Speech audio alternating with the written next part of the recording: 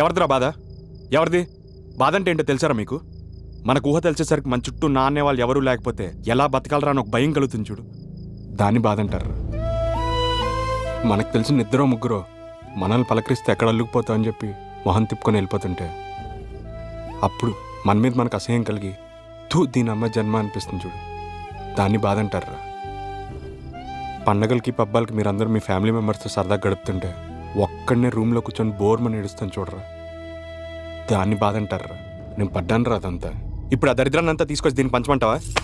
అంటే ప్రేమించేటప్పుడు ఇదంతా తెలీదా నీకు? తప్పైపోయింది తల్లి, తప్పైపోయింది. తెలియకే తప్పు చేశాను, నన్ను వదిలేయి, నన్ను మర్చిపో, వెళ్ళు.